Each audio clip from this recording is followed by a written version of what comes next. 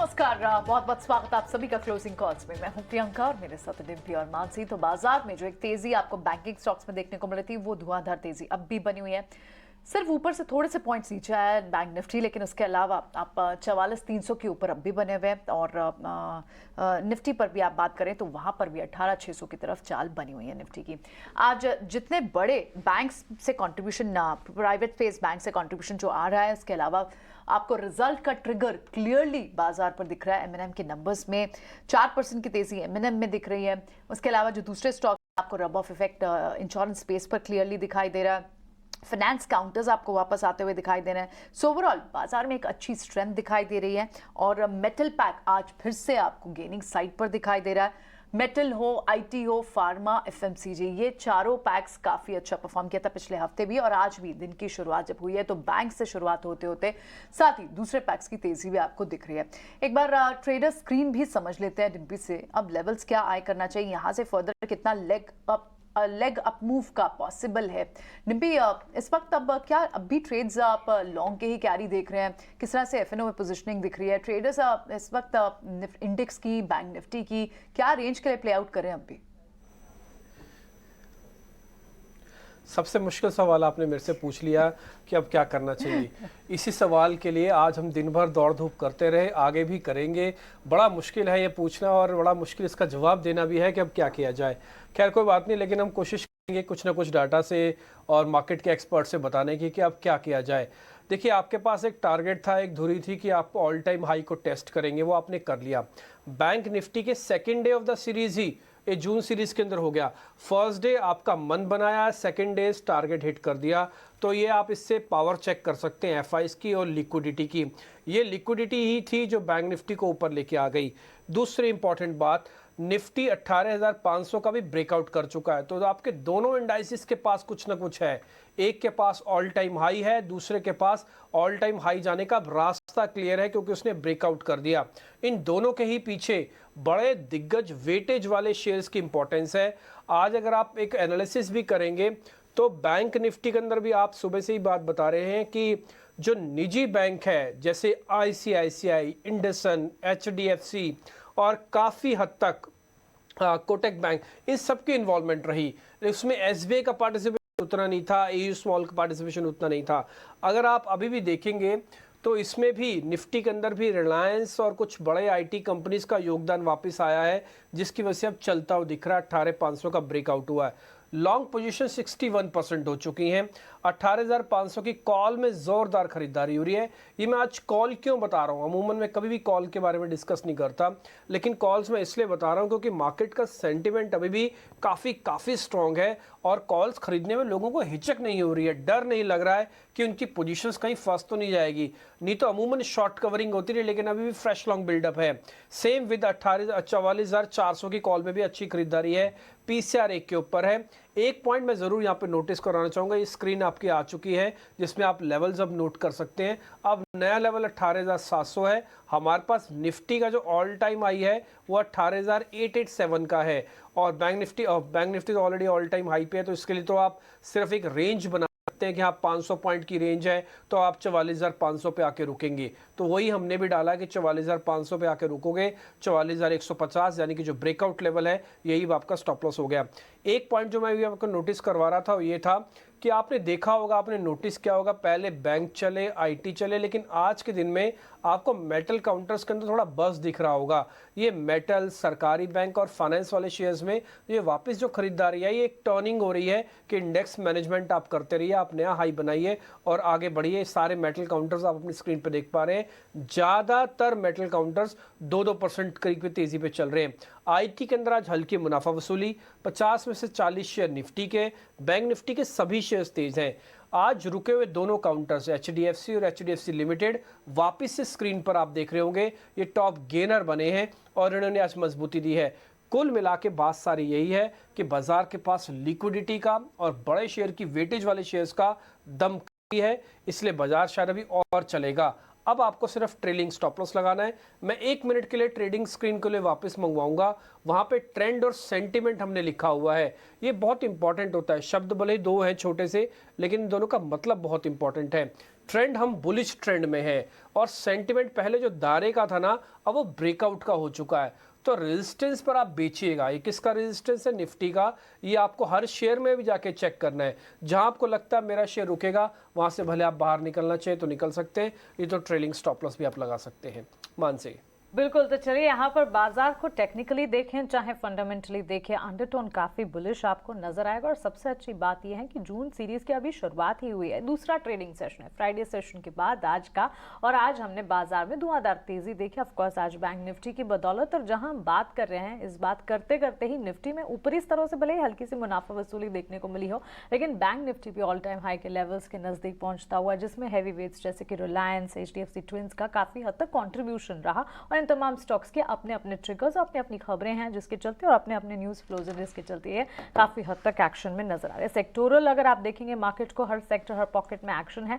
हाँ, IT sector 5 हफ्ते मजबूती दिखाने के बाद आज तेजी नहीं दिखा रहा, तो एकमात्र सेक्टर ऑफकोर्स जब बाजार में इतनी मजबूती है तो डिफेंसिव में फार्मा ने भी एक बैक सीट ले ली है। लेकिन इसके अलावा मेटल्स जिसका भी हमने जिक्र किया, बैंक्स तो हैं ही, ऑटो, FMCG, एनर्जी, सारे के सारे सेक्टर्स आपको हरे निशान से ट्रेड करते हुए दिखेंगे। तो इस तेजी में बाजार को कैसे प्ले आउट करना चाहिए, फंडामेंटल आउटलुक भी जानने की कोशिश करते हैं और साथ ही टेक्निकल नजरिया भी। हमारे साथ हमारी दोनों ही पैनल जुड़ गई है। फंडामेंटल आउटलुक लेकर हमारे साथ अविनाश गोरक्षकर जुड़ गए हैं, साथ ही टेक्निकल पैनल पर श्रीकांत और लक्ष्य हमारे साथ जुड़े हैं। गुड आफ्टरनून जेंटलमैन, आपका स्वागत है। अपना समय देने के लिए आपका शुक्रिया। श्रीकांत, शुरुआत आपसे करना चाहेंगे क्योंकि स्ट्रैटेजी इस वक्त हमें बनानी होगी, और साथ ही कौन से स्टॉक्स हैं, क्योंकि इस वक्त बाजार जितना चल चुका है, अब नजरें यही होंगी कि कहां पर ट्रेड बनाएं, किस तरह से ट्रेड लें। तो स्टॉक्स के साथ कीजिए, बाजार पर कैसी नब्ज, किस तरह की पकड़ है आपकी, आप बताइए। बिल्कुल। Good afternoon Mansi, good afternoon Priyanka and Dimpy. देखिए, हमें लगता है कि मार्केट जो है वो एक अपने इंपॉर्टेंट लेवल्स को क्रॉस कर चुका है, यानी 18,460 500 के करीब जो रेजिस्टेंस बना था उसे काफी कंफर्टेबली मार्केट ने क्रॉस किया है। But at the same time हमें ये नहीं भूलना चाहिए कि ये जो गैप इसने छोड़ा है वो काफी बड़ा गैप छोड़ा है।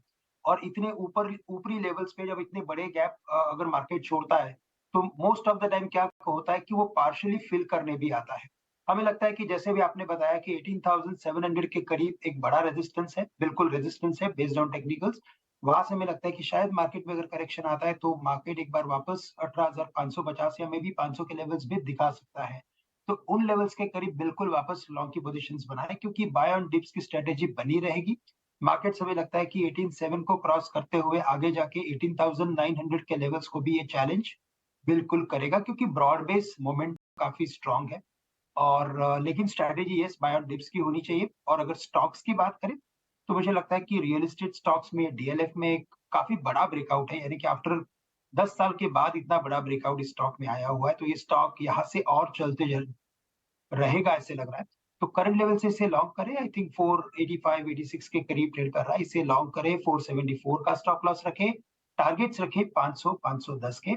और साथ ही साथ मुझे लगता है कि कुछ NBFC से वहां पे मोमेंटम काफी अच्छा बना है, और उसमें महिंद्रा एंड महिंद्रा फाइनेंस जो 284 285 के करीब ट्रेड कर रहा है या 286 के करीब है, यहाँ पे हमें लगता है कि तेजी बनेगी। ये स्टॉक 300 310 के लेवल्स दिखा सकता है, और 280 का स्टॉप लॉस हम इसमें भी रख के चल सकते हैं। बैंक निफ्टी के लिए बात करें तो यहाँ पे भी हमें लगता है कि शायद थोड़ा सा करेक्शन होगा, लेकिन जैसे डिम्पी ने बताया 44,150 44,000 के करीब बढ़िया सपोर्ट है। उन लेवल्स के करीब अगर आता है बिल्कुल लॉन्ग की पोजीशंस बनाए।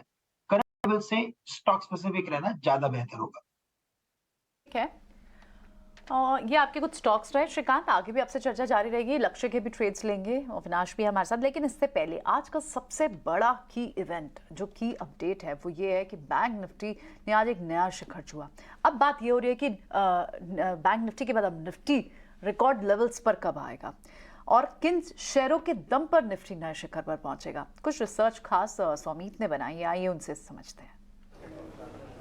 निफ्टी बैंक तो अपने ऑल टाइम हाई पे पहुंच चुका है, और निफ्टी की अगर हम बात करें तो सिर्फ 1% दूर है अपने ऑल टाइम हाई से। तो हमने यहाँ पे एनालाइज किया है कि कौन से वो 5 स्टॉक हो सकते हैं जिनके वजह से निफ्टी अपने ऑल टाइम हाई पे पहुंच सकता है। तो सबसे पहला आता है रिलायंस इंडस्ट्रीज, उसका वेटेज करीब 10.4% का है इंडेक्स पे, और 1 दिसंबर से लेकर अब तक अगर हम देखें तो ये स्टॉक करीब 8% गिर चुका है। जबकि काफ़ी सारे ट्रिगर्स है रिलायंस इंडस्ट्रीज के लिए आगे चल के, जैसे कि रिफाइनिंग सेगमेंट का जो वीकनेस है वो अब खत्म हो चुका है, पेट्रोकेमिकल में रिकवरी देखने को है, डीमर्जर ऑफ जियो फाइनेंशियल है और आगे चल के पोटेंशियल लिस्टिंग भी है टेलीकॉम और रिटेल आर्म की। एचडीएफसी बैंक की अगर हम बात करें तो उसका वेटेज करीब 9% का है इंडेक्स पे और 1 दिसंबर से लेके अब तक फ्लैट रहा है ये इंडेक्स, जबकि 15% गेन हमें निफ्टी बैंक इंडेक्स में दिखा। और आगे चल के ट्रिगर्स की अगर हम बात करें तो मर्जर कंप्लीशन एक ट्रिगर है, मार्केट शेयर गेन्स भी एक ट्रिगर है और हाई ग्रोथ कमर्शियल और रूरल बैंकिंग सेगमेंट में भी एक ट्रिगर हो सकता है एचडीएफसी बैंक के लिए। आईसीआईसीआई बैंक की अगर हम बात करें तो वेटेज है करीब 7.5% इंडेक्स पे। 1 दिसंबर से लेकर अब तक से 1.5% के गेंस देखने मिले हैं, जबकि निफ्टी बैंक 15% चल चुका है। और ट्रिगर्स की अगर हम बात करें आईसीआईसीआई बैंक को लेके तो अर्निंग्स में कंसिस्टेंसी एक ट्रिगर है, कॉस्ट ग्रोथ मॉडरेट हो सकता है आगे चल के बैंक के लिए और कंटिन्यूड ग्रोथ मोमेंटम जो लेंडिंग बिजनेस में देखने मिल रहा है वो भी एक की ट्रिगर हो सकता है। अब इन्फोसिस की अगर हम बात करें तो ये स्टॉक 20% नीचे है 1 दिसंबर से लेके अब तक, वेटेज करीब 7% का है और मेगा डिलविन एक सबसे बड़ा की ट्रिगर हो सकता है इन्फोसिस के लिए, क्योंकि फर्स्ट हाफ जो है स्ट्रॉन्ग रहता है इन्फोसिस के लिए। उसी के साथ मार्जिन अगर अपर एंड ऑफ द गाइडेंस पे रहा वो भी एक की ट्रिगर होगा और अगर यूएस के मैक्रो एनवायरनमेंट में कोई इंप्रूवमेंट देखने मिला तो वो भी एक की ट्रिगर हो सकता है। सिमिलरली टीसीएस ये स्टॉक 4% नीचे है, इंडेक्स में वेट करीब 4.4% का है। इंप्रूवमेंट इन यूएस मैक्रो एक की ट्रिगर हो सकता है, उसी के साथ डील विंस और इंप्रूव्ड यूटिलाइजेशन भी एक की ट्रिगर हो सकता है, जिसकी वजह से शेयर स्टॉक में गेंस देखने को मिल सकता है और निफ्टी भी अपने ऑल टाइम हाई पे जा सकता है। Right, very interesting Saumit. आप तो यानी लगभग 250 पॉइंट दूर हैं हम ऑल टाइम हाई से निफ्टी पर, और जिन हैवी वेट्स का कंट्रीब्यूशन मिल सकता है, कौन से बड़े ट्रिगर्स हो सकते हैं जिस पर बात कर रहे थे, हमें सौमीत बता रहे थे। तो रिलायंस काफ़ी क्लोज दिखता है, एचडीएफसी बैंक काफ़ी क्लोज दिखता है। देखना होगा कि किस तरह की चाल इनकी स्टॉक्स की रहती है, क्योंकि इन्फोसिस काफ़ी दूर है अभी। लेकिन चलिए वापस लौटते हैं आज के इंपॉर्टेंट दूसरे ट्रेड्स पर भी। लक्ष्य भी है हमारे साथ। अब लक्ष्य से उनकी ट्रेड समझते हैं। लक्ष्य, तेजी सारे सेक्टर्स में अच्छी दिख रही है, ऑटो लगातार तेज है, मेटल ने भी फिर से लास्ट वीक भी के मेटल टॉप गेनर था, इस आज भी अच्छी खासी स्ट्रेंथ के साथ, और बैंक्स ऑफ फाइनेंस वापस आए हैं। आपके ट्रेड्स कहाँ हैं? आपकी रिकमेंडेशन कौन से सेक्टर्स से हैं? बेसिकली अगर आप बोले तो यहाँ पे हम वेट कर रहे हैं ज्यादातर कि बैंक निफ्टी का रिवर्सल का प्ले कब आएगा। तो बेसिकली 44,000 का जो लेवल था उसके ऊपर जब हमने क्लोजिंग दी थी तो एक एक्सपेक्टेशन थी कि अगर डील गो थ्रू होती है लास्ट वीकेंड में तो एक पॉपअप या फिर एक गैप अप मिलेगा। तो वो गैप अप हमें मिला, लेकिन उस गैप अप के बाद इंक्रीमेंटल अगर लॉन्ग नहीं मिलते हैं यहाँ पे, क्योंकि अगर हम देखें तो शॉर्ट टर्म में हम बहुत ओवरबॉट हैं, ओवर स्ट्रेच्ड हैं।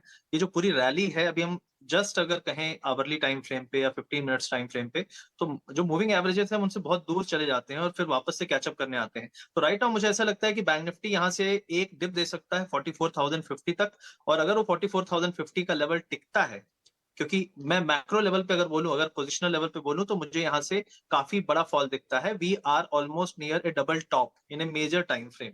और जब भी ऐसा स्ट्रक्चर बनता है, कई लोग इसको बोलेंगे कि ये नया ब्रेकआउट हो सकता है, लेकिन अभी नहीं होगा। उसके पहले एक डिसेंट बड़ा करेक्शन भी लगेगा, क्योंकि मार्केट ने एक सिग्निफिकेंट करेक्शन नहीं दिया है 38,500 के बाद। तो मुझे ऐसा लगता है कि अगर हम यहाँ से रिवर्स होते हैं तो दो व्यू रखने पड़ेंगे। एक तो है कि इमीडिएटली क्या हो सकता है, तो 44,050 पे एक सपोर्ट है छोटी, अगर किसी को ट्रेड लेनी है यहाँ से एक डिप आ सकता है। ऊपर की तरफ स्टॉप लॉस 44,450 480 का लेवल है, अगर आप इंडेक्स की बात करें, स्पॉट की बात कर रहा हूं मैं। और यहाँ से एक डिप 44,050 की दिखती है, और अगर वो डिप उसके बाद अगर वो सपोर्ट होल्ड नहीं करते हैं तो 43,650 700 का एरिया जो है वो अगला सपोर्ट आएगा। तो bank Nifty as a spot, ये मेरा व्यू है। अगर हम स्टॉक्स की बात करें तो यहाँ पे कोटक महिंद्रा बैंक जो है टारगेट उसका 1940-35 तक दिखता है, और यहाँ पे स्टॉप लॉस 1968 का रख के सेल कर सकते हैं, क्योंकि मुझे ऐसा लगता है कि एक डिप यहाँ पे बनती है। एक्सिस बैंक यहाँ पे 933 पे है, स्टॉप लॉस 939 और टारगेट 920 916 का है। Bank of Baroda 183.7 I think current price मैं नहीं देख रहा हूं, मैंने जो लिखा है मैं वो बता रहा हूं। इसका स्टॉप लॉस है 185.5, टारगेट 179.5 और 177। यहां तक मुझे लगता है एक डिप आ सकता है, क्योंकि ओवरऑल जब बैंक निफ्टी गिरेगा तो डेफिनेटली आपका थोड़ा थोड़ा करेक्शन सारे बैंकों में आएगा। तो ये एक व्यू है। उसके अलावा वेदांता, अगर मेटल की बात करें तो टाटा स्टील बाय है लेकिन वेदांता सेल है। डिपेंड्स अपॉन कि आप किस तरीके से ट्रेड लेना चाहते हैं। तो वेदांता मुझे लगता है कि 304 305 के स्टॉप लॉस से यहाँ पे डिप आ सकता है, और टारगेट 297 294 है, वहां में स्प्रिंट हो गया था शायद आपके पास। तो 297 294 का टारगेट यहाँ पे हो सकता है। टारगेट आप वहां पे अपडेट कर सकते हैं, इट इज 297। और टाटा स्टील की बात करें अगर हम, तो 108 पॉइंट ऑलमोस्ट इस एरिया पे है।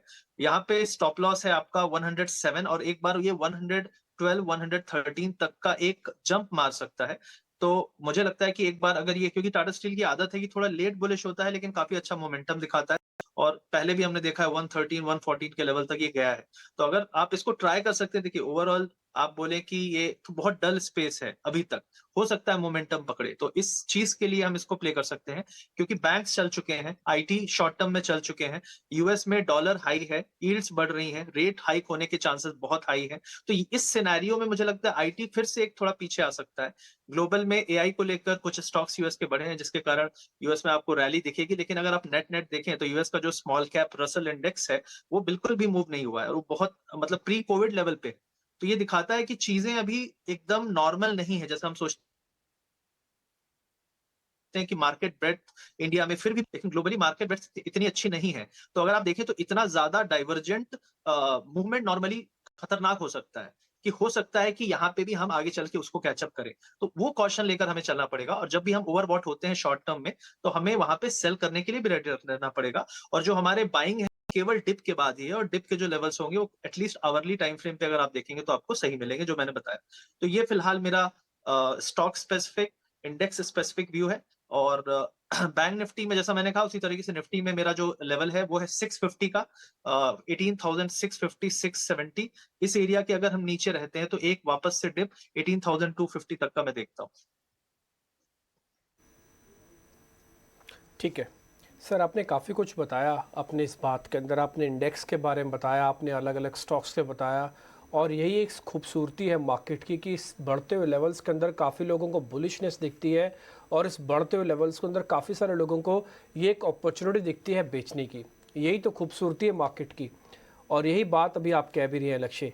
देखिए, मैं आपके साथ इत्तेफाक भी रखता हूँ, इसलिए भी क्योंकि मार्केट एक तरफा नहीं हो सकता। 9% का रिटर्न आया हुआ है निफ्टी के पास सिर्फ 2 महीने के अंदर। तो मैं इस चीज़ के लिए खुद भी मानता हूँ कि हाँ, अगर आपको स्टॉप लॉस लगा के चलना है तो ठीक है, नहीं तो अगर आप रुकना भी चाहें तो 1 मिनट के लिए रुक भी सकते हैं। ऐसा नहीं कि बाजार बढ़ेगा नहीं, लेकिन आपका रिस्क रिवॉर्ड कितना जस्टिफाई है इसलिए इंपॉर्टेंस रखता है। सर के निफ्टी और बैंक निफ्टी के लेवल्स भी दिखा दीजिएगा स्क्रीन पर, और जो शेयर्स हुए हैं जैसे कोटक बेचने की रिकमेंडेशन, बीओबी बेचने की रिकमेंडेशन, टाटा स्टील प्लस है और वेदांता शॉर्ट है, ये 4 शेयर उन्होंने और दिए हैं। एक फंडामेंटल व्यू इन सब के बीच में ले लेते हैं, क्योंकि टेक्निकल्स वालों का अपना एक ऑरा होता है, एक देखने का तरीका होता है, लेकिन फंडामेंटल स्टोरीज समय क्या कह रही है। अविनाश सर मेरे साथ हैं। Avinash sir, earnings almost complete होने को हैं। मार्केट ने all time high bank Nifty ने टेस्ट कर दिया, ऑल टाइम हाई के करीब निफ्टी हैं। एक इन्वेस्टर्स को जिसने थोड़ा रिस्क भी लिया, थोड़ा पैसा लगाया भी मार्केट के अंदर, उसका इस समय क्या काम होना चाहिए? उसको प्रॉफिट बुक करना चाहिए या फिर अभी थोड़े बने रहना चाहिए ट्रेलिंग स्टॉप लॉस के साथ? Sir good afternoon Dimpy, good afternoon Mansi and Priyanka. देखिए, मुझे लग रहा है कि जिस प्रकार से मार्केट्स काफ़ी तेज़ी से भागा है, कहीं ना कहीं मुझे लग रहा है कि थोड़ा बहुत मुनाफा वसूली करना जरूरी रहेगा, क्योंकि देखिए इतनी शॉर्ट टाइम में इतनी बड़ी तेज़ी आ गई है। हालांकि देखिए अभी भी अगर हम देखें तो जो बैंकिंग स्टॉक्स है जो आज तेज़ी में है, मुझे लग रहा है कि एचडीएफसी बैंक अभी भी काफ़ी अट्रैक्टिव लग रहा है, क्योंकि ऑब्वियसली अगले 3-4 महीने में मर्जर की प्रक्रिया कंप्लीट होगी, पूरा कंसोलिडेटेड पिक्चर इन्वेस्टर्स को देखने को मिलेगा, प्लस नंबर्स काफी स्ट्रांग है। रही बात आईसीआईसीआई बैंक की, उसके बाद एक्सिस बैंक की, तो सारे बैंकों ने बहुत मजबूत नंबर दिखाया। तो मेरे ख्याल से ये कॉन्फिडेंस मार्केट को इसलिए भी आ रहा है क्योंकि नंबर स्ट्रांग है, प्लस ग्लोबल लिक्विडिटी, अगर एफआई के फ्लोज देखें तो लगातार काफी बड़े मात्रा में इंडियन मार्केट्स में ये फ्लोज आ रहे हैं। इसका मेन कारण है कि डॉलर एप्रिशिएट हो रहा है, रुपया वीक हो रहा है, तो इसका भी फायदा इनफ्लोज को हो रहा है। बट मेरे ख्याल से अगर आपका थोड़ा बहुत मुनाफा हो गया होगा तो थोड़ा बहुत मुनाफा वसूली कर लीजिए, क्योंकि मार्केट्स वोलेटाइल रहेंगे, एक तरफा ऊपर चाल नहीं रहेगी। लेकिन जो सेक्टर्स दूसरे पैनलिस्ट ने कहा, श्रीकांत ने, मैं भी एग्री करता हूं कि रियल एस्टेट सेक्टर में अभी भी काफी अंडर वैल्यूएशन है। मेरे ख्याल से काफी हद तक इंस्टीट्यूशंस भी यहाँ पे हेविली इन्वेस्टेड नहीं है। तो रियलिटी सेक्टर में हमको लग रहा है कि डीएलएफ है, उसके बाद ओबेरॉय रियलिटी है, महिंद्रा लाइफ स्पेस है, यहाँ पे डेफिनेटली एक नजर मारनी चाहिए इन्वेस्टर्स को। और कहीं पे भी कोई करेक्शन मिलता है तो एक्यूमुलेट करिए, क्योंकि आने वाले 12-18 महीने मुझे लग रहा है कि रियल एस्टेट की साइकिल बहुत मजबूत चलेगी। तो रियल एस्टेट और उसके बाद ऑटो में महिंद्रा एंड महिंद्रा हमारा फेवरेट पिक है। हमको लग रहा है कि इवन करंट लेवल्स पे अच्छी खासी रिस्क रिवॉर्ड आपको मिल सकती है। तो मेरे ख्याल से ऑटो, रियल एस्टेट लग रहा है कि ये मार्केट्स में शायद कंटिन्यूसली आउट परफॉर्मेंस दिखाएंगे। बट बाकी सारे सेक्टर्स में मुझे लग रहा है कि जैसे बैंकिंग हो गया, वहाँ पे थोड़ा बहुत मुनाफा वसूली करिए, क्योंकि मार्केट्स ऑब्वियसली करेक्शंस भी देगा और उसके बाद वापस नई हाई की तरफ भी मुड़ेगा। तो अविनाश सर, अगर आपने नहीं बताया होता तो रियल एस्टेट सेक्टर पर आपसे सवाल ज़रूर रहता मेरा, और अब आप बता ही चुके, रियल एस्टेट अपसाइकिल में है और इनफैक्ट यहाँ से भी और ज़्यादा तेज़ी के पूरे आसार नज़र आ रहे हैं। काफ़ी अच्छी तेज़ी हम देख रहे हैं, चाहे फिर रियल एस्टेट मेजर्स हों जैसे कि डीएलएफ या फिर छोटी मझौली कंपनियां भी हों। लेकिन चलिए, इस बीच हमारे साथ एक कॉर्पोरेट इंटरेक्शन भी है। कंपनी के मैनेजमेंट हमारे साथ जुड़े हैं। Global health Medanta listed player है। लिस्टिंग के से लेकर अब तक की अगर बात करें, पिछले एक महीने के ट्रेंड को देखें, 14% तक की बढ़त हमने स्टॉक के प्राइस में देखी है। नतीजे अच्छे रहे हैं और नतीजों के साथ साथ इनके ऑक्यूपेंसी और वॉल्यूम्स में भी बढ़ोतरी देखने को मिली है, लेकिन ऑक्यूपेंसी पीयर्स के मुकाबले जो है वो कम नजर आई है। चलिए मैनेजमेंट से समझते हैं आउटलुक क्या है और साथ ही नतीजों के बाद किस तरह की स्ट्रैटेजी कंपनी बनाकर चल रही है। ग्लोबल हेल्थ के सीईओ पंकज साहनी अब हमारे साथ जुड़ गए। मिस्टर साहनी, शुक्रिया आपका समय देने के लिए, हमारे साथ जुड़ने के लिए। सबसे पहले तो ऑक्यूपेंसी पर ही सवाल होगा, क्योंकि 58% Q4 FY23 में आपकी ऑक्यूपेंसी देखने को मिली है, जो कि पीयर्स आपके कंपटीशन के मुकाबले कम है। किस तरह से ऑक्यूपेंसी के नंबर्स पैन आउट होते हुए नजर आए, आगे किस तरह से पैन आउट होते हुए दिखे? और हाँ, पिछले एक साल में आपने 300 से ज्यादा बेड्स जोड़े हैं, इससे सिस्टम में कितनी मदद मिलती हुई आपको दिखेगी? अगर आप मेदांता ग्रुप के बारे में देखेंगे तो पिछले जो एक साल में जो हमने प्रगति की है वो उससे हम काफी खुश हैं।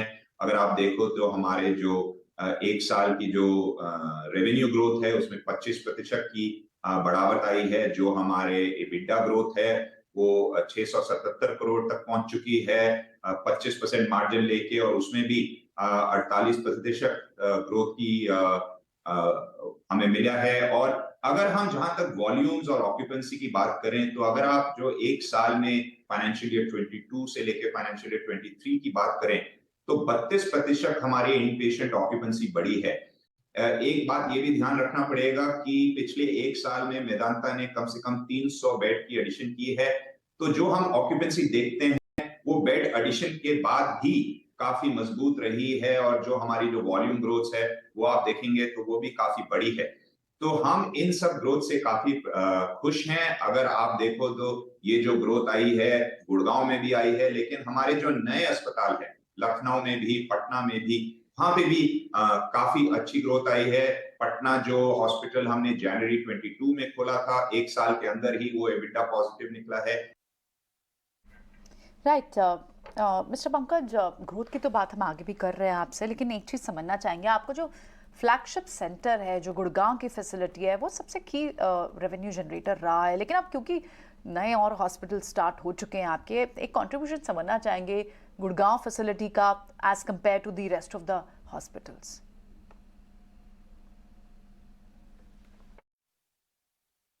जी, जैसे कि आपने बोला, हमने जो मेदांता ग्रुप जो शुरू किया था 2009 में, वो तो मेदांता गुड़गांव से शुरू किया था। अब मेदांता गुड़गांव 1300 बेड के आसपास का अस्पताल है, लेकिन आगे जब आप देख रहे हो तो हमने लखनऊ भी खोला है। लखनऊ अभी 600 बेड में बने हुए हैं, लेकिन वो 950,000 बेड के आसपास पहुंचेगा। जो हमारा पटना अस्पताल है वो 330 बेड पे पहुंच चुका है आज की तारीख में, लेकिन आगे जाके 650 बेड वहां बनेंगे। और आगे हमारा नोएडा अस्पताल भी बन रहा है, वहां पे भी 500 से ज्यादा बेड बनेंगे। तो जैसे कि आपने बोला कि हमारी जो ग्रोथ है, जो हमारे बेड्स आएंगे वो बढ़ते जाएंगे, और हमारे जो नए अस्पताल हैं उनमें भी जो शेयर है ग्रुप का वो बढ़ता जाएगा। जी, आपका रेवेन्यू करीब 21% से 28% बढ़ा है क्वार्टर ऑन क्वार्टर बेसिस पर। अबीटा भी बढ़ा है, अब वो 33% हो चुका है वायु बेसिस पर। कुछ आगे की गाइडेंस आप दे सकते हैं कि ये ग्रोथ के नंबर्स कैसे रहेंगे? जहां तक कि हमारे नए अस्पताल हैं तो दो मेजर हॉस्पिटल हैं। एक तो लखनऊ की जो फाइनेंशियल परफॉर्मेंस है वो काफी सालों से अच्छी चल रही है। इस साल भी लखनऊ ने काफी अच्छी परफॉर्मेंस की है। साल के शुरुआत में 450 के आसपास बेड थे, अब वहां पे हमारे 600 बेड हो चुके हैं, और आगे भी बेड बढ़ रहे हैं। जैसे कि हम आज बात कर रहे हैं तो आज भी लखनऊ में काम जारी है, बेड बन रहे हैं, ओटीज बन रहे हैं, और नए इक्विपमेंट्स भी आ रहे हैं। तो लखनऊ आगे जाके भी बढ़ता जाएगा, और हमें आशा है कि वहां पे हम डॉक्टर भी जोड़ेंगे, क्वालिटी भी बढ़ती जाएगी, और जो जहां तक की यूपी की बात है, तो यूपी में कम से कम 22 करोड़ लोग हैं जिनको हेल्थ सेवा की आवश्यकता है, लेकिन इस उच्चतम तरीके का जो अस्पताल जैसे मेदांता लखनऊ बना है, वो बिल्कुल भी नहीं है पूरे प्रदेश में। तो हम आगे देखते जाएंगे, जैसे ही हमारी ग्रोथ आती जाएगी, जैसे हमारे बेड बढ़ते जाएंगे, तो हमें आशा है कि लखनऊ हॉस्पिटल की भी जो रेवेन्यू और फाइनेंशियल एबिटा परफॉर्मेंस भी बढ़ती जाएगी। बिल्कुल मिस्टर साहनी, हम भी पूरी उम्मीद करते हैं कि ऑक्यूपेंसी और साथ ही ऑपरेशनली आपका कामकाज जो है वो लगातार बढ़ता है। शुक्रिया आपका हमारे साथ जुड़ने के लिए, सवालों के जवाब देने के लिए, आने वाले क्वार्टर्स के लिए आपको ढेरों शुभकामनाएं। तो ग्लोबल हेल्थ, इनफैक्ट श्रीकांत, आज हम देख रहे हैं हॉस्पिटल डायग्नोस्टिक और फार्मा स्पेस में एक्शन तो नहीं है, लेकिन ग्लोबल हेल्थ की अगर बात करें या इनके पीयर्स की अगर बात करें, हॉस्पिटल्स और डायग्नोस्टिक में एज डिफेंसिव हमने काफ़ी बार एक्शन देखा भी है। अब इसी कंपनी के नतीजों को देखें, पिछले 1 महीने के रिटर्न्स को देखें, इस स्पेस पे, डिफेंसिव पे, क्योंकि आज गिरावट है, क्या कोई इम्पैक्ट, क्या कोई एंट्री पॉइंट्स बनते हुए दिख रहे हैं? बिल्कुल मानसी, इनफैक्ट जितने भी ये जो स्टॉक्स हॉस्पिटल से रिलेटेड है, उन सभी में हमें लगता है कि और भी अच्छा मोमेंटम बनेगा और जो भी करेक्शन आता है उसमें खरीदते रहिए, क्योंकि ये एक ऐसा सेक्टर है या तो ग्रुप ऑफ सेक्टर मैं बोल सकता हूँ कि जो यहाँ से आने वाले कुछ महीनों तक काफी अच्छा परफॉर्मेंस देगा। और हमारा जो रिसर्च है वो इसके ऊपर काफी बुलिश है। टेक्निकली भी अगर आप देखें तो month on month, week on week basis new highs वो बनाते जा रहे हैं। मेदांता यानी कि ग्लोबल हेल्थ की अगर बात करें तो ये लगता है कि स्टॉक कम से कम 650-640 के लेवल्स दिखा सकता है। अगर कोई करेक्शन आता है तो 580-570 के करीब एक बढ़िया सपोर्ट बना हुआ है, उन लेवल्स के करीब इसे खरीद के चलें। साथ ही साथ मुझे लगता है कि अभी रिसेंटली जो एक कंपनी ने यानी कि हॉस्पिटल में नंबर्स अनाउंस किए थे, एनएच और नारायणा हृदयाला, जो अभी 850-860 के करीब ट्रेड कर रहा है, उसके फॉर्मेशंस काफी अच्छे हैं। Rise in price, rise in volume clearly indicate करता है कि स्टॉक 1000 के करीब कम से कम जा सकता है और करंट लेवल्स पे साइडवेज कंसोलिडेशन में कन्वर्ट हो सकता है। तो 850-840 के रेंज में इसे खरीदे, टारगेट्स रखे कम से कम यहाँ से 1000 के। और जो इन सबका लीडर है जैसे कि अपोलो हॉस्पिटल्स, वहां पे हमें लगता है कि थोड़ा वक्त लगेगा, लेकिन इवेंचुअली ये भी स्टॉक 5500 के करीब जाते हुए नजर आएगा। तो ओवरऑल स्पेस पे नजर रखे एंड बाय ऑन डिप्स की स्ट्रेटेजी बनाए रखे। ठीक है, पोजीशन टारगेट रखना पड़ेगा आपको, थोड़ा समय इन्वेस्टेड रहना पड़ेगा। लेकिन एक स्टॉक जिसने आज अच्छी खासी मूव दिखाई है, 5% तेज है, लक्ष्य वो है बीएचईएल का स्टॉक। जनरली 78-80 के पास एक बड़ा रेजिस्टेंस जोन भी होता है इसके लिए, लेकिन आज इसके पर दो बड़ी न्यूज़ है। ऑफकोर्स एक तो ऑर्डर बुक जो इनकी 1 ट्रिलियन क्रॉस हुई, और सेकेंडली मैनेजमेंट क्लियरली अफर्म कर रहा है कि एक स्ट्रक्चरल रिकवरी है स्टॉक में, टर्न अराउंड स्टोरी है, जिसके चलते आज आप 5% की मूव देख रहे हैं। लेकिन अब आगे क्या यहाँ से अब भी इसमें एंट्री पॉइंट यहाँ ढूंढे, रेजिस्टेंस जोन्स को क्या क्रॉस कर लिया है स्टॉक ने? अभी आप कैसी चाल देख रहे हैं बीएचईएल पर, क्या ये कैरी फॉरवर्ड ट्रेड है? प्रियंका, यहाँ पे अगर हम देखें तो ये 20 डे मूविंग एवरेज के ऊपर ट्रेड कर रहा है, विच वाज नियर 81.5। तो मुझे ऐसा लगता है कि ये एक और अप थ्रस्ट मारेगा। अभी इससे पहले एक कैंडल बना था, रेड था, आई थिंक फ्राइडे का कैंडल था, विच वाज बियरिश। तो उसके बाद कुछ लोग इस बाउंस के बाद निकल रहे हैं, लेकिन इतना बड़ा बाउंस आया है और बहुत अच्छा कैंडल, प्राइस एक्शन सब कुछ है इसमें। मुझे लगता है इसमें अभी 85 से लेके 87 तक के अपसाइड आ सकते हैं। इसमें 2 से 3 दिन लग सकता है, लेकिन आपका सपोर्ट 81.4 जब तक होल्ड कर रहा है अप्रोक्सीमेटली, तब तक ये सेफ है। और मुझे लगता है कि एक अटेम्प्ट 86 तक का ही मार सकता है 1 से 2 दिनों में। ओके, ठीक है। कुछ क्वेश्चंस मेरे को ऐसे भी लेने हैं जहाँ पे कहीं ना कहीं बज़ भी है, मार्केट के अंदर चर्चा भी हो रही है, उन स्टॉक्स की ज़रा पता कर लेते हैं उनमें क्या होगा। अभी मेरी एक लिस्ट में एक शेयर आया है, एस एक्शन कंस्ट्रक्शन इक्विपमेंट। एक बार श्रीकांत आप इस शेयर को चेक करेंगे, टेक्निकली दम लग रहा है आपको, पोजीशन अभी ली जा सकती है?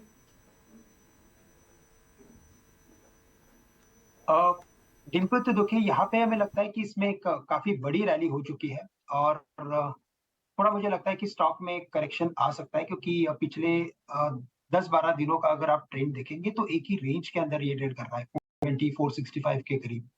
तो शायद अगर थोड़ा करेक्शन अगर आता है 430-425 के करीब, तो बिल्कुल इसमें लॉन्ग किया जा सकता है। लेकिन करंट लेवल से अगर शॉर्ट टर्म व्यू से पोजीशन लेना है तो बिल्कुल अवॉइड करें। लॉन्ग टर्म व्यू से भी लेना है तो मुझे लगता है कि इन लेवल्स के करीब ये काफी ओवरबॉट टेरिटरी में ट्रेड कर रहा है। बाकी भी बहुत सारे स्टॉक है कि जहाँ पे हम फोकस करके चल सकते हैं। स्टॉक को वॉच लिस्ट में रखें। इस वक्त शॉर्ट टर्म या लॉन्ग टर्म कोई भी ट्रेड्स लेने की राय यहाँ पर मिलती हुई नहीं दिख रही। वो बॉट कैटेगरी में है, पोजीशंस यहाँ पर कोई बनाने की राय इनफैक्ट यानी कि एक्शन कंस्ट्रक्शंस पर नहीं। लेकिन 3 बज गए हैं, आइए खबर गर्म है सेगमेंट का रुख करते हैं।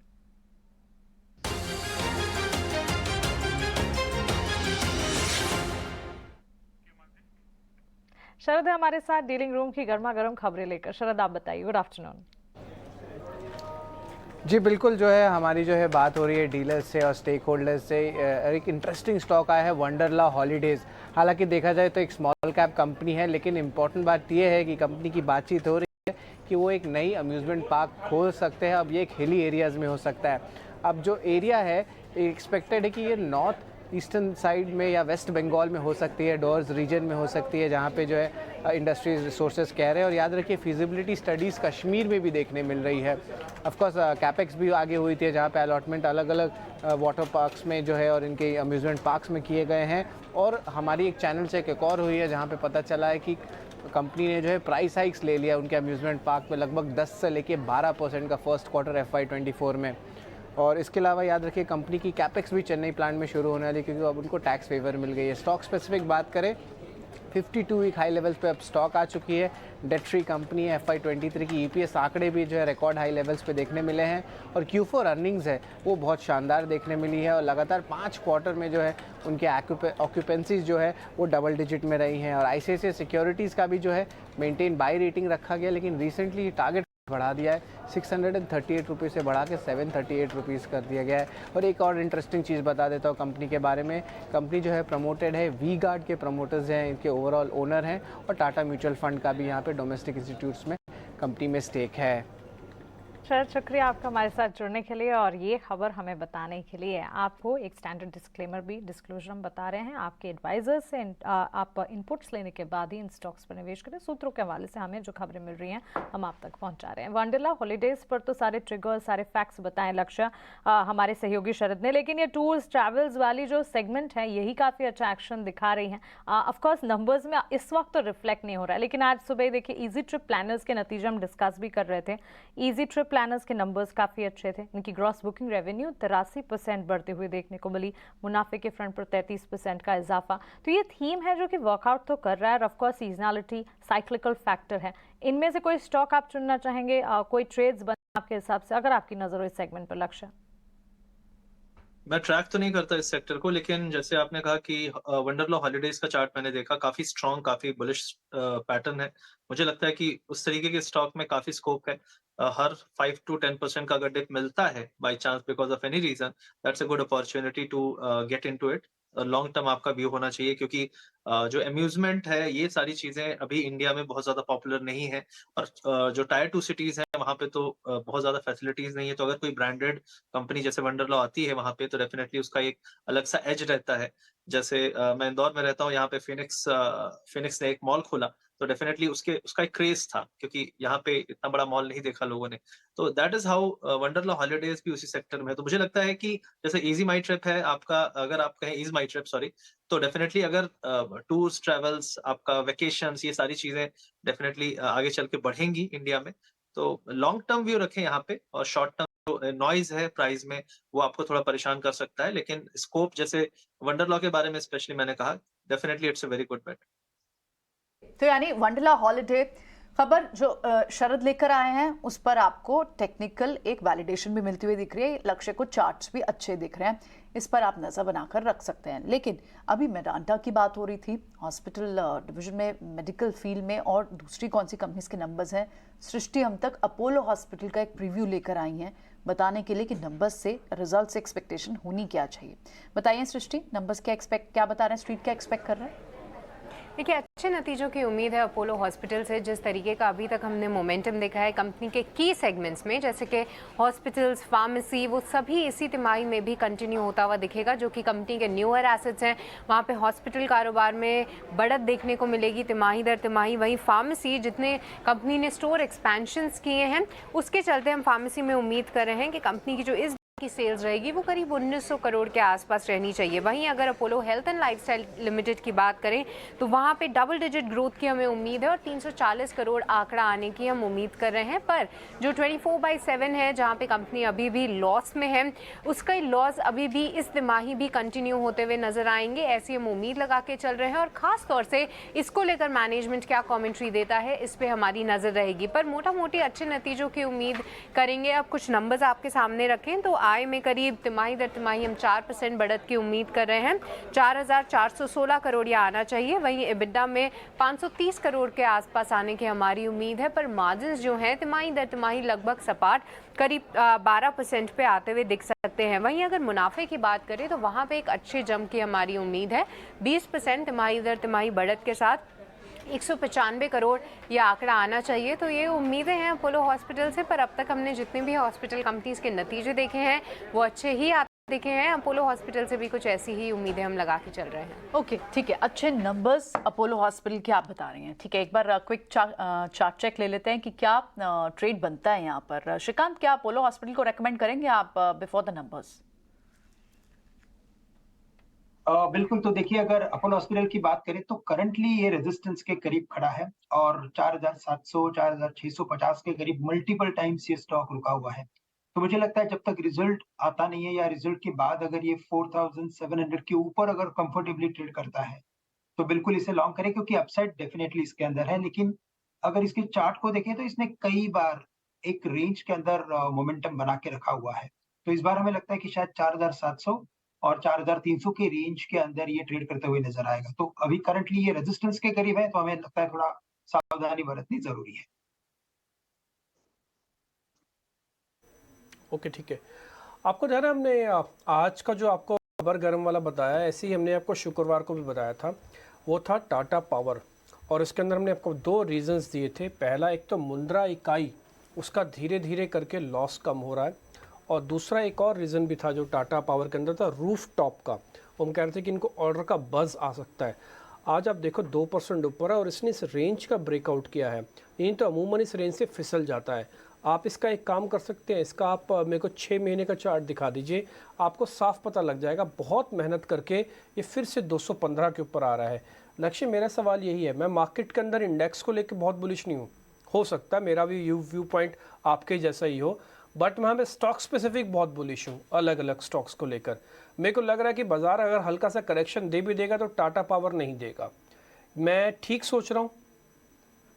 एब्सोल्युटली डिम्पी जी, यहाँ पे हमने कई बार इसके बारे में बात की है पिछले कई हफ्तों में, और टाटा पावर मेरे हिसाब से एक बहुत ही स्ट्रॉन्ग ब्रेकआउट दिया है वीक टाइम फ्रेम पे। तो छोटे टाइम फ्रेम पे नहीं, बड़े टाइम फ्रेम पे।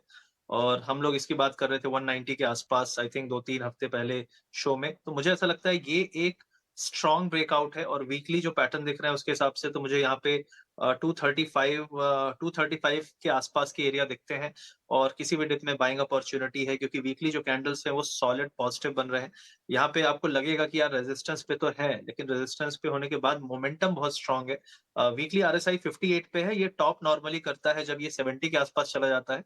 तो 70 के आसपास जब तक नहीं जाता है वीकली टाइम फ्रेम में आपका RSI, तब तक मोस्ट प्रॉब्ली इसकी रैली कंप्लीट नहीं होगी। तो ये मेरा ऑब्जर्वेशन है, आप थोड़ा सा नजर रखते रहें। और जब तक मैं आपका वीकली टाइम फ्रेम में RSI 70 के आसपास पहुंचे तो समझ जाइए कि उसके आसपास आपको थोड़े से कैंडल्स भी दिखेंगे, और वो प्रॉफिट बुकिंग का एरिया होगा। ओके, तो 235 भी हो सकता है, 255 भी हो सकता है, लेकिन एक बेयर मिनिमम मुझे लगता है 235, तो ये स्मूथली जा सकता है। ओके, 235 पहले लक्ष्य, उसके बाद 255 तक जाने का भी दमखम यहाँ पर टाटा पावर में इस वक्त लक्ष्य को नजर आ रहा है। लेकिन आइए आगे बढ़ते हैं। और ONGC के चार्ट्स आज देखिए कमजोर हैं, क्योंकि नतीजे कमजोर आए हैं, और कमजोर नतीजों के ही चलते करीब 3% की गिरावट झेल चुका है। दरअसल नतीजों में इनफैक्ट चौथी तिमाही की नंबर्स अगर देखेंगे, कंपनी मुनाफे से घाटे में आती हुई दिखी है। आइए नंबर्स को लेकर किस तरह का आउटलुक है, मैनेजमेंट का क्या कहना है, और किस तरह की स्ट्रैटेजी आगे बनाएंगे, इस पर बातचीत करते हैं। हमारे साथ कंपनी के चेयरमैन और CEO अरुण कुमार सिंह अब मौजूद है। मिस्टर सिंह, स्वागत है आपका ET Now स्वदेश पर अपना समय देने के लिए शुक्रिया। सबसे पहले तो केपेक्स को लेकर किस तरह के टारगेट्स है, किस तरह के गोल्स आप बनाकर चल रहे हैं FY24 के लिए, ये हम जानना चाहेंगे। किस तरह की योजनाएं हैं आपकी, आप बताएं। तो 4 हिस्सों में कैपेक्स है इस साल, और वो 30,000 करोड़ के आसपास होगा मेरे अनुमान के मुताबिक। उसमें पहला बड़ा हिस्सा जो है वो KG है, एक्सप्लोरेशन एंड प्रोडक्शन बोथ। दूसरा बड़ा हिस्सा वेस्टर्न ऑफशोर है, Bombay high, Neelam Heera and Bassein and satellite. Then तीसरा हिस्सा ऑनशोर है जो हमारे कन्वेंशनल फील्ड हैं उसके जो कैपेक्स हैं, और चौथा रिन्यूएबल है। बट रिन्यूएबल इस साल छोटा होगा, बट अगले साल रिन्यूएबल और पेटकेम जो है वो बहुत बड़ा हिस्सा, इससे जो इस लेवल से बड़ा हिस्सा होगा। राइट मिस्टर सिंह, एक और चीज़ समझना चाहेंगे आपसे। हमने देखा कि क्योंकि आपने टैक्स प्रोविजनिंग तो की है कम और उससे आपका मुनाफा भी कम हुआ है, लेकिन आपने रॉयल्टी पर जीएसटी पर प्रोविजनिंग भी कम की है, ऐसा क्यों? ये देखिए इस अकाउंटिंग स्टैंडर्ड का मामला है, और जब भी मैनेजमेंट को ये लगता है कि कहीं कि अकाउंटिंग स्टैंडर्ड में क्या पोजीशन लिया जाए, तो जनरली हम कंजर्वेटिव रहते हैं। वो Indian accounting standard, for that matter world over accounting का प्रैक्टिस यही है। और चूंकि ये मैटर सब जुडिस है और हमारा कहना कुछ है, टैक्स अथॉरिटीज़ का कहना कुछ और है, तो इसमें कुछ भी हो सकता है, तो हमने कंजर्वेटिव व्यू लिया है। हालांकि हम ऐसा समझते हैं कि ये टैक्स ऑन टैक्स का मामला है और इसलिए ये हमारी पोजीशन है, बट अकाउंटिंग स्टैंडर्ड में कंजर्वेटिव पोजीशन हमको लेना होता है, वो हमने लिया है।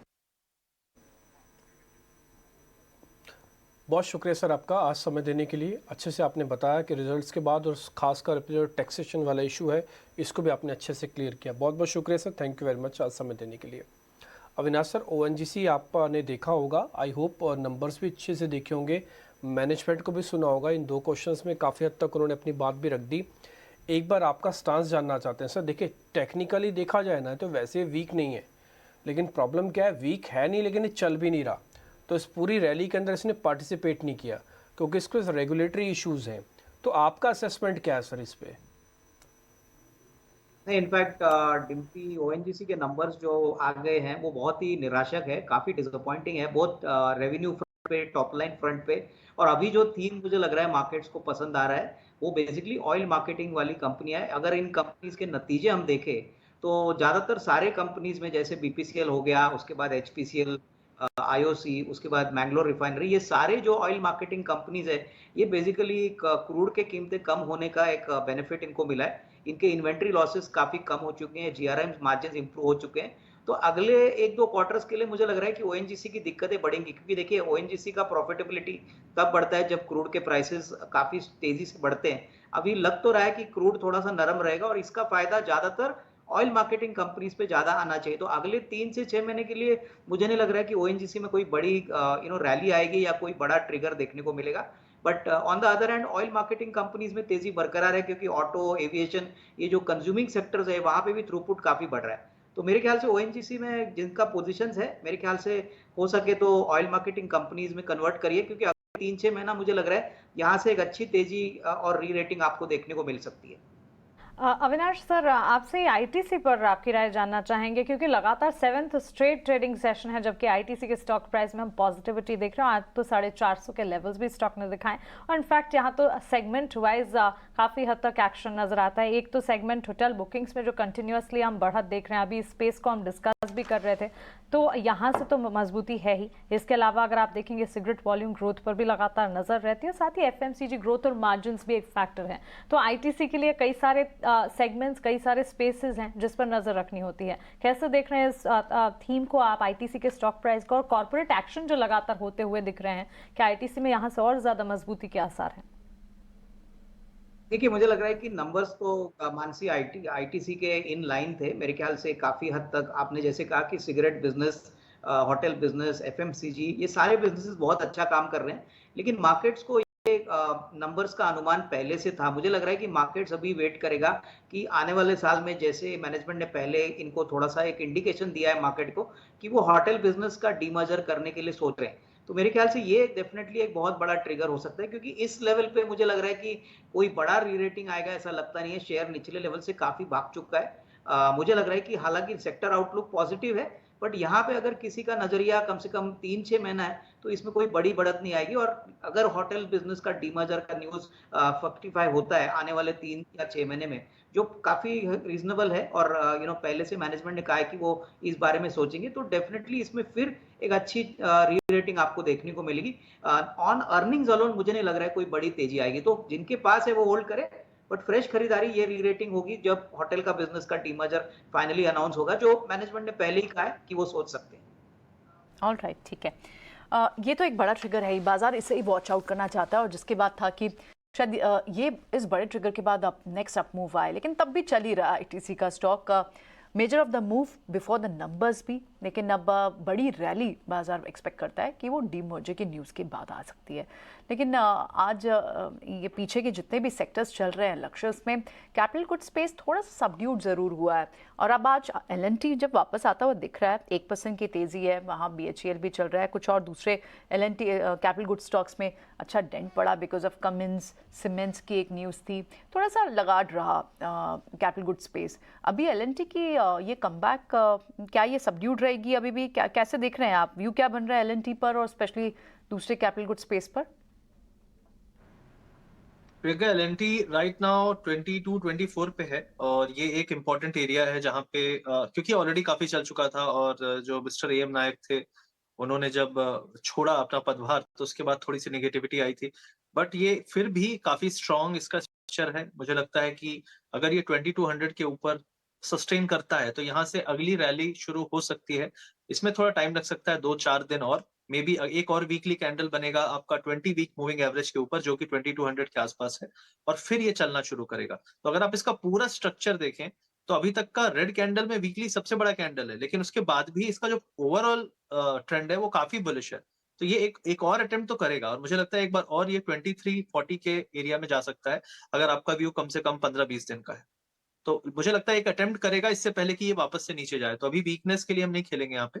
अगर आपको किसी को लगता है कि यार यहाँ पे क्या इन्वेस्ट कर सकते हैं, तो शॉर्ट टर्म में जरूर कर सकते हैं। एक अपसाइड दिखता है, और आपका 2200 या फिर 2190 के आसपास आपका पोजिशनल स्टॉप लॉस हो सकता है इसके अपसाइड को खेलने के लिए।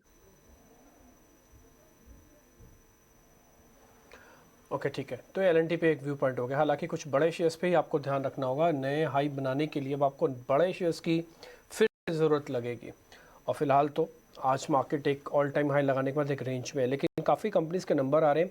अडानी ग्रुप के शेयर्स आपको पता ही है कि एक बार सुप्रीम कोर्ट में रिपोर्ट आने के बाद काफ़ी तेज़ी से चले, लेकिन अब थोड़े ठंडे हो गए हैं। अडानी पोर्ट्स के नतीजे भी आ रहे हैं। नतीजों का अनुमान बताने के लिए मेरी सहयोगी अंकिता मेरे साथ जुड़ रही हैं। अंकिता, बताएंगे जरा आप अडानी पोर्ट्स के नंबर्स कैसे आ रहे हैं? जी हाँ, अडानी पोर्ट्स कल अपने Q4 रिजल्ट्स अनाउंस करने वाले हैं, और अगर इनके रिजल्ट्स के बारे में बात करें तो क्या है जो स्ट्रीट्स एक्सपेक्ट कर रही है, आइए जानते हैं। हम लोग एक्सपेक्ट कर रहे हैं कि जो अडानी पोर्ट्स के नंबर्स हैं कंसोलिडेटेड बेसिस पे, ईयर ऑन ईयर बेसिस पे उनके रेवेन्यूज़ ऊपर आ सकते हैं, और approximately 6% year on year basis पे। उनके नेट प्रॉफिट में हमें बढ़ोतरी देखने को मिल सकती है 21% on year on year basis की। एबिडा भी 4.6% से ऊपर आ सकता है, लेकिन जो एबिडा मार्जिन है वो 6.1% पे हम एक्सपेक्ट कर रहे हैं वर्सेस 6.2% जो लास्ट ईयर हुआ। आइए देखते हैं क्या और क्या क्या एक्सपेक्ट किया जा सकता है। हम एक्सपेक्ट कर रहे हैं कि जो वॉल्यूम है वो कम से कम 10% ऊपर होगी इनकी ईयर ऑन ईयर बेसिस पे। हाईएस्ट एवर वॉल्यूम ये देखने को मिल सकती है हमें।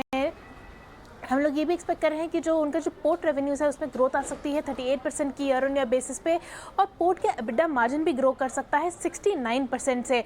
अगर बात करें इनकी लॉजिस्टिक्स सेगमेंट की, तो लॉजिस्टिक्स सेगमेंट में एक्सपेक्ट किया जा रहा है कि जो इनकी रेवेन्यू ग्रोथ है वो 35% on year on year basis आ सकती है, और मार्जिन की ग्रोथ 30% देखने को मिल सकती है। अगर इसके हम इम्प्रूवमेंट वॉल्यूम्स में, जो रेवेन्यूज़ में इम्प्रूवमेंट आएगी, वो प्राइमरली क्या ड्राइविंग फैक्टर्स रहेंगे उसके ड्राइविंग फैक्टर्स इनकी ऑर्गेनिक वॉल्यूम ग्रोथ रहेगी, इनकी जो रियलाइजेशन में ग्रोथ है वो देखने को मिलेगी, और बूस्ट जो आने वाला है वो है गंगावरम के वॉल्यूम से, जो हम लोग हाई सिंगल डिजिट्स में एक्सपेक्ट कर रहे हैं, उसके कारण हम लोग इम्प्रूवमेंट देख सकते हैं वॉल्यूम्स में और रेवेन्यूज़ में भी।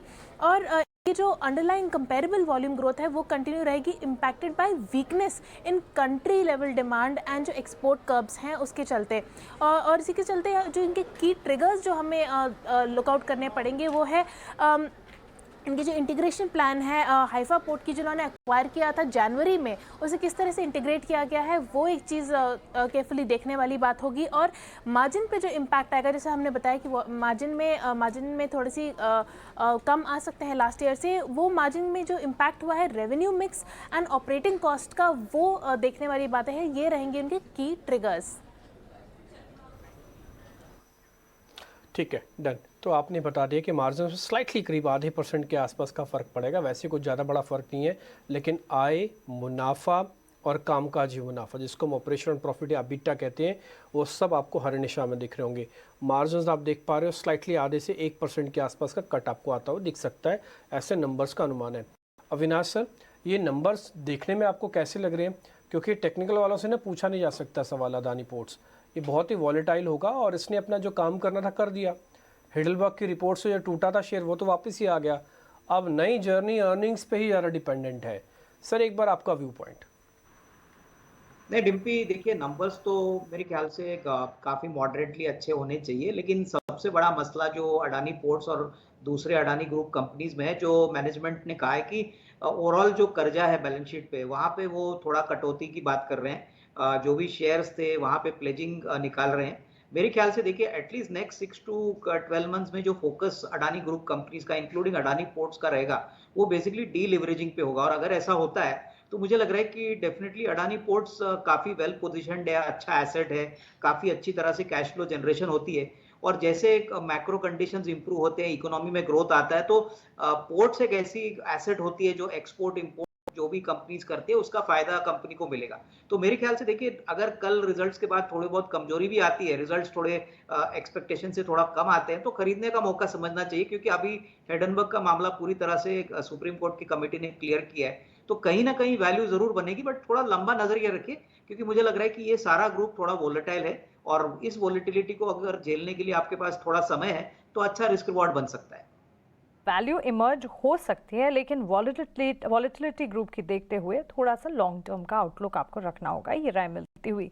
लेकिन इस बीच श्रीकांत, जहां खरीदारी कहां करनी है, कहां एंट्री पॉइंट्स बनेंगे, बाजार की तेजी कहां होगी, इसकी बात हो रही है। निफ्टी, बैंक निफ्टी का जिक्र लगातार हम कर रहे हैं, लेकिन मिड कैप प्लेस पर भी एक नजर होनी चाहिए, क्योंकि ब्रॉडर इंडेक्सेस ने लगातार बाजार के उतार चढ़ाव में भी मार्केट प्लेयर्स का साथ दिया है। इस वक्त अगर आप देखेंगे मिड कैप में IT ऑफकोर्स आज क्योंकि परफॉर्म नहीं कर रहा, लेकिन रियल एस्टेट हो, बैंक फाइनेंशियल्स हो, इनफैक्ट कुछ तमाम स्टॉक्स जैसे REC PFC जैसे चार्ट देखिए अच्छी मजबूती साथ साथ चलते हैं स्टॉक्स दिखा रहे हैं। तो ब्रॉडर इंडेक्सेस में, ब्रॉडर मार्केट्स में, मिड कैप में किस तरह के ट्रेड्स, कोई पर्टिकुलर स्टॉक पिक अगर आप चुनना चाहें? बिल्कुल, तो अगर REC PFC की बात करें तो काफी अच्छा मोमेंटम है, लेकिन मुझे लगता है कि आज के दिन में एक अच्छी रैली के बाद एक करेक्शन हम वापस देख रहे हैं। तो इनमें से इसी पर्टिकुलर स्टॉक्स में कोई रिवर्सल फॉर्मेशन बनेगा तो बिल्कुल लॉन्ग करके चल सकते हैं, लेकिन करंट लेवल्स पे मुझे लगता है कि RVNL, रेल विकास निगम, जो 120-121 के करीब ट्रेड कर रहा है।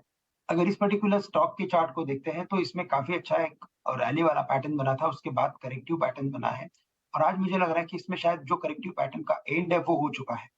तो करंट लेवल से अगर ये स्टॉक चलता है तो कम से कम 130-135 के लेवल्स दिखा सकता है। करंट लेवल से RVNL को लॉन्ग करके चले और स्टॉप लॉस रखे तकरीबन 118 रुपए का, तो रेल विकास निगम को लॉन्ग करके चले। तो आप कह रहे हैं कि जो एक बीच में कुछ दिन के लिए ब्रीदर लिया इन सभी स्टॉक्स में से RVNL ने, अब फिर से ये चलने के लिए शुरू हो चुका है। इनफैक्ट रेलवे स्टॉक्स में IRCTC में भी आज एक अच्छी मूव है। तो श्रीकांत, यहाँ पर इसे तो आप बाय कर रहे हैं, दूसरे और कौन से BTST ट्रेड्स होंगे, कैरी फॉरवर्ड ट्रेड्स होंगे जो आप हाईलाइट करना चाहते हैं? बिल्कुल, तो अगर मार्केट इस लेवल पे देखा जाए तो एक साइडवेज पैटर्न में ये कन्वर्ट हो चुका है और अगर साइडवेज पैटर्न में कन्वर्ट हो रहा है तो वापस इसमें मिक्स्ड एक्टिविटी हमें देखने मिलेगी। तो बेस्ड ऑन दैट मुझे लगता है कि अगर फोकस करना है तो यहाँ पे फोकस करें, वापस BFSI पे फोकस करें, क्योंकि जितने भी स्टॉक्स है वो एक रेंज के अंदर ट्रेड कर रहे हैं और मार्केट में जैसे मोमेंटम आता है वापस हम इन सभी में एक तेजी देखते हैं। हमें लगता है कि स्टेट बैंक ऑफ इंडिया जो करंटली चल रहा है 594, 595, यहाँ पे कुछ लॉन्ग पोजीशंस बनाई जा सकती है। काफी ग्रेजुअल अपवर्ड एक्टिविटी में कन्वर्ट हुआ है। 610 के टारगेट्स नजर आते हैं। 594, 595 में लॉन्ग करके चले, स्टॉप लॉस यहाँ पे रखे एट 589। ओके, ठीक है, डन। ये SBI पे आपका व्यू पॉइंट हो गया और आपने ऑलरेडी आज जो 2 शेयर्स दिए ना सर, उसमें एक M&M फाइनेंस और DLF है। मेरे को DLF का चार्ट काफ़ी प्यारा लगा और आप कह भी रहे हैं कि 510 तक ही चला जाएगा। SBI भी आपकी लिस्ट में आ रहा है। अभी भी बैंकिंग स्टॉक्स में ध्यान रखा जाए, SBI ने पूरी तरह से पार्टिसिपेट नहीं किया था इस बार, तो इस बार SBI का वापस से थोड़ा चलना एक ड्यू है, तो आप इस पर ज़रूर ध्यान रखिएगा। मेरे पास 2 शेयर है, मेरे को समझ में नहीं आ रहा कि दोनों में से लक्ष्य आपसे किसके बारे में पता करूं। एक है मेरे पास वोल्टास, दूसरा है टाटा एलेक्सी। तो आप एक काम करो, आप दोनों के चार्ट देख लो, जो आपको ठीक लगता है आप उसमें से एक बता देना, आपके पास चॉइस है सर, टाटा एलेक्सी और वोल्टास। मैं टाटा एलेक्सी के बारे में पहले बता देता हूँ। तो टाटा एलेक्सी काफी अच्छी रैली दे चुका है, मुझे लगता है थोड़ा सा यहाँ कूल डाउन आ सकता है और ये कूल डाउन आपको दिख सकता है अप्रोक्सीमेटली 6900 तक का, तो ये छोटा नहीं होगा और over a period of may be 2 हफ्ते, तो अगले 1-2 हफ्ते टाटा एलेक्सी के थोड़ी साइडवेज या एक करेक्टिव हो सकते हैं। तो मुझे लगता है 74-50 के एरिया में एक बार अगर आता है तो इसको बाय कर सकते हैं। ओवरऑल चार्ट्स जैसे पूरे आईटी सेक्टर के हैं, खराब नहीं है, लेकिन जैसा मैंने कहा काफी सारे फैक्टर्स हैं जो अभी भी, जैसे रेट हाइक्स हैं और इंटरेस्ट रेट हाई पे बने रहेंगे, ये सारी चीजें जो अगले 10 दिन में प्ले आउट होने वाली हैं, वो शायद सारे आईटी सेक्टर को एक टाइम दे जिसमें वो करेक्ट कर लें। तो मेरा ये व्यू है पूरे आईटी सेक्टर में, और टाटा एलेक्सी का भी चार्ट वैसे ही दिखा रहा है। आई थिंक एक डिप यहाँ पे आ सकता है करीब 5 to 6% का, and that will be A buying opportunity again. तो 7400 अगेन एक बाइंग अपॉर्चुनिटी बन जाएगा। तो ये टाटा एलेक्सी की बात हो गई। अभी वोल्टास की बात कर लेते हैं। गर्मी तो इतनी नहीं रही, लेकिन मतलब मानसून आ गया, कल आईपीएल में भी बारिश हो गई, तो मतलब मानसून के जो साइंस हैं वो हमें दिखने लगे। बट वोल्टास अभी भी स्ट्रक्चर इसका खराब नहीं हुआ है, that is a good thing, क्योंकि काफी सारा इंडिया ऐसा है जहां पे बारिश बहुत लेट आती है। तो मुझे ऐसा लगता है कि अभी ये 831 का एरिया निकालने की फिर से कोशिश कर रहा है, काफी टाइम से कर रहा है ये कोशिश। जब तक वो 831, 832 के ऊपर नहीं क्लोज करेगा 1-2 दिन, तब अपसाइड नहीं दिखाएगा। तो फिलहाल ये वेट एंड वॉच में है, अगर करता है तो ठीक है, अगर उससे पहले बहुत बारिश आ जाती है और मानसून का ज्यादा हल्ला होता है तो डेफिनेटली फिर थोड़ा वोल्टास का स्टॉक हो सकता है साइडवेज रहे, क्योंकि इस बार जो आप देख रहे हैं नॉर्मली गर्मियों के पहले काफी अच्छा चलता है, तो वो मोमेंटम ये ले ही नहीं पाया। तो आई थिंक ऑलरेडी प्रेडिक्टेड था कि ऑन ऑफ मानसून आता रहेगा और शायद मौसम को लेकर इनका प्रेडिक्शन रहा हो या प्राइस एक्शन ऑलरेडी लोग ये एज्यूम करके चल रहे हो। तो that is what I see in Voltas. Okay ठीक है। वैसे मैं आपको बता दूं, टाटा पावर इस समय डेज हाई के आसपास क्लोज कर रहा है, जिसके बारे में थोड़ी देर पहले चर्चा हुई थी। श्रीकांत, एक छोटा सा सवाल है सेल का, मैं इसको बीटीएसटी करके जा सकता हूं? Steel authority of India limited को मेरे को चैनल का ब्रेकआउट नजर आ रहा है, थोड़ा मैं जल्दी कर रहा हूं, बट क्या मैं इसको लेके जा सकता हूं बीटीएसटी में? बिल्कुल लेके जा सकते हैं डिम्पी, क्योंकि मेटल्स में ओवरऑल मोमेंटम बना हुआ है और हमें लगता है कि मोमेंटम 1-2 दिन और जारी रह सकता है। आज आफ्टर लॉन्ग टाइम इसमें एक प्राइस के साथ साथ वॉल्यूम में भी एक इजाफा हुआ है और जैसे बताया वैसे कि इसमें ब्रेकआउट पैटर्न भी बना है। कुछ ज्यादा अपसाइड नहीं मिलेगी, लेकिन बिल्कुल बीटीएसटी के बेसिस पे 84 हाफ से अगर खरीदते हैं तो वापस 86 हाफ के लेवल से बिल्कुल दिखा सकता है और यहाँ पे हम स्टॉप लॉस रख सकते हैं तकरीबन 83.75 के करीब का। ऑलराइट, ठीक है। तो बाजार में आज दिन भर जो मूव था सस्टेन रहा। इनफैक्ट महिंद्रा मॉर्निंग से आपको टॉप गेनर देखा और वो क्लोज होते तक भी आपको 5% तक की तेजी शुरुआती ट्रेड में आ गई थी, लेकिन अब भी 3.5% तेजी के साथ क्लोज होते हुए जा रहा है। और साथ ही दूसरे जो लाइफ इंश्योरेंस काउंटर्स हैं, तो ओवरऑल आज एक बहुत ही सस्टेन मूव बाजार में रही। बैंक्स एंड फाइनेंशियल्स लेड ये रिकवरी थी, ये तेजी थी और इस तेजी में सारे सेक्टर्स ने पार्टिसिपेट किया है। मानसी ने सारा रैप प्रिपेयर किया है, दिन भर के एक्शन को कैप्चर करने आई है, उनके साथ समझते हैं। बिल्कुल, तो ज़बरदस्त शुरुआत इस हफ्ते की होते हुए दिखी और सबसे अच्छी बात तो ये थी कि फर्स्ट हाफ और सेकंड हाफ यानी कि शुरुआत ज़बरदस्त होने के बाद भी मार्केट ने जो पॉजिटिव लेवल्स थे या फिर जो मजबूती थी उसे सस्टेन रखा। सेकंड हाफ ऑफ कोर्स हमने देखा एक मजबूत शुरुआत के बाद उन्हीं लेवल्स के आसपास स्टेबल होता हुआ और ये ज़बरदस्त शुरुआत या मजबूती की अगर बात करें, इसमें सबसे आगे तो बैंक निफ्टी ही रहा, लीडिंग किया मोमेंटम इनफैक्ट, और निफ्टी और सेंसेक्स और साथ ही ब्रॉडर मार्केट्स ने भी इसके पीछे पीछे अच्छी मजबूती के ट्रेड्स दिखाए। लेकिन बैंक निफ्टी पहली दफा हमने देखा 44,440 के लेवल्स दिखाने के बाद रिकॉर्ड स्तरों पर हमने आज ट्रेड देखा। बैंक्स फाइनेंशियल्स में बड़े दिग्गज बैंक्स की अगर बात करें, वहां पर भरोसा लगातार कायम रहा मार्केट एक्सपर्ट्स का भी, और उनका यही मानना है कि ये तेजी जो है बाजार की आगे भी जारी रहेगी और बैंक्स फाइनेंशियल्स के अंडरटोन मार्केट के भी अंडरटोन के साथ साथ बुलिश नजर आ रहे हैं। इस वक्त जहां क्लोजिंग हम देख रहे हैं 44,300 के बिल्कुल नजदीक इस वक्त बैंक निफ्टी क्लोज होता हुआ और हरे निशान के साथ आप देखेंगे निफ्टी, सेंसेक्स और साथ ही मिड कैप प्लेज में भी अच्छी मजबूती। इनफैक्ट निफ्टी ने भी ऑल टाइम हाई के बिल्कुल नजदीक जाने की कोशिश की। हम आपको बता भी रहे थे कि कौन से कॉन्ट्रीब्यूटर्स हैं, कौन से हैवी वेट्स हैं, जैसे कि रिलायंस, आईटीसी, एचडीएफसी ट्विंस, जो कि इस मजबूती में सबसे ज्यादा योगदान, सबसे ज्यादा कॉन्ट्रीब्यूट करते हुए दिख रहे हैं। आईटीसी की अगर बात करें 52 वीक हाई के लेवल्स लगातार 7th ट्रेडिंग सेशन हमने देखा, जबकि आईटीसी के स्टॉक प्राइस में बढ़िया मजबूती देखने को मिली। अब काफ़ी सारे ट्रिगर्स, काफ़ी सारे फैक्टर्स जो कि फंडामेंटल्स भी during the session, during the show हमने आपके साथ डिस्कस किया और टेक्निकली भी स्टॉक जो है काफ़ी अट्रैक्टिव इस वक्त तो नज़र आ ही रहा है। आईसीआईसीआई लोम्बार्ड में एक न्यूज़ फ्लो था, खबर ये थी कि आईसीआईसीआई बैंक जो है उसमें अपना स्टेक बढ़ा सकती है। इस खबर के चलते आईसीआईसीआई लोम्बार्ड के स्टॉक में आज सुबह से ही बढ़िया एक्शन देखने को मिला। इस वक्त भी 8% के अप मूव के साथ ये स्टॉक जो है सेटल होने की कोशिश करता हुआ दिख रहा है। हाँ, मजबूती थी, लेकिन कुछ स्टॉक से जो रिएक्ट नहीं भी कर रहे थे। ऑफकोर्स हम रिजल्ट सीजन के लास्ट लेग में हैं, लेकिन रिजल्ट सीजन के लास्ट लेग में भी रिजल्ट स्पेसिफिक मूव जरूर बाजार में नजर आ रहे हैं। जो कंपनियां या जो स्टॉक्स हैं जिनके नतीजे कमजोर आए हैं वो कमजोरी के साथ ट्रेड कर रहे थे। जो स्टॉक्स जहां पर नंबर्स पॉजिटिव आए उनमें क्लियर कट रिजल्ट का पॉजिटिव एक्शन भी नजर आया। ओएनजीसी की अगर बात करें, नतीजे आए, कमजोर नतीजों के दम पर हमने देखा स्टॉक में करीब 3% की गिरावट आज के सेशन में देखने को मिली। इसी तरह बालकृष्ण इंडस्ट्रीज के चार्ट्स में भी आज लाल निशान के साथ बाजार में तेजी थी, लेकिन इस स्टॉक में रिजल्ट का एक इम्पैक्ट था जो कि नजर आया क्योंकि कमजोर नतीजे थे। इनफैक्ट अगर आप सेक्टर स्पेसिफिक बाजार की चाल को समझने की कोशिश करेंगे, मेटल्स, ऑटो और साथ ही PSU banks, of course self explanatory move positive, हर पॉकेट हर सेक्टर में अच्छी मजबूती थी। लेकिन दो स्पेसेस थे जो कि आज परफॉर्म नहीं कर पा रहे थे। लगातार 5 हफ्तों की तेजी दिखाने के बाद निफ्टी आईटी इंडेक्स को अगर आप देखेंगे उतनी ज्यादा तेजी आज नहीं देखने को मिली। इनफैक्ट अगर आप निफ्टी आईटी इंडेक्स को भी स्क्रीन पर लेकर आएंगे, लाल निशान के साथ एक क्लोज होता हुआ और डिफेंसिव्स में फार्मा ने भी कह सकते एक बैक सीट आज ली। बाजार में कई सारे सेक्टर्स थे जो परफॉर्म कर रहे थे, तो दोनों सेक्टर्स ने कह सकते एक ब्रीदर आज के सत्र में ले लिया। Top gaining momentum HDFC twins, उसके ठीक पीछे आईटीसी, एमएनएम और जैसे चार्ट्स, रिलायंस जैसे स्टॉक्स ने बाजार को संभालने का काम किया। वहीं कमजोरी हमने Infosys, ONGC, HCL technologies, ICICI bank और पावर ग्रिड जैसे चार्ट्स में देखी। मिड कैप प्लेयर्स की अगर बात करें, अच्छे खासे एक्शन के साथ mid cap banks, mid cap real estate जैसे स्पेसेस थे, रोड इंफ्रा जैसे स्टॉक्स थे जो कि अच्छा एक्शन दिखा रहे थे। BHEL, lupin, Bharat forge, PFC, REC जैसे चार्ट्स थे जो कि काफी अच्छा एक्शन दिखा रहे थे। तो ब्रॉडर मार्केट्स में तो लगातार एक्शन है ही, लेकिन निफ्टी और बैंक निफ्टी और सबसे ज्यादा बैंक निफ्टी की बदौलत हमने देखा आज बाजार में एक बढ़िया सेशन देखने को मिला। मौके भी ढेर सारे मिलते हुए दिखे और साथ ही फंडामेंटल और टेक्निकल आउटलुक्स भी ढेर सारे बने। फाइनल क्लोजिंग आपके टीवी स्क्रीन पर इस वक्त आप देख रहे हैं 18,591 के लेवल्स पर, करीब 100 अंकों की बढ़त के साथ निफ्टी की क्लोजिंग। बैंक निफ्टी के लेवल्स एक बार देखते हैं क्योंकि आज का हीरो तो बैंक निफ्टी ही साबित होता हुआ दिखा। और साथ ही सेंसेक्स करीब 350 अंकों की बढ़त के साथ 62,846 के लेवल्स पर सेटल इन होता हुआ 44,276 पर 250 अंकों की मजबूती के साथ बैंक निफ्टी में इस वक्त आप क्लोजिंग देख रहे हैं। तो ये रहा आज का मार्केट का सेटअप। अच्छा एक्शन, अच्छी तेजी के साथ शुरुआत और इस तेजी में इसी तरह से मार्केट इसी हफ्ते कायम रहे, ऐसी उम्मीद के साथ क्लोजिंग कॉल्स को इस वक्त हम यही समेटेंगे। अविनाश, श्रीकांत और लक्ष्य, आपका शुक्रिया हमारे साथ जुड़ने के लिए और बाजार पर अपनी राय हमारे साथ शेयर करने के लिए। आप बने रहे 18 आवर्स स्वदेश के साथ। नमस्कार।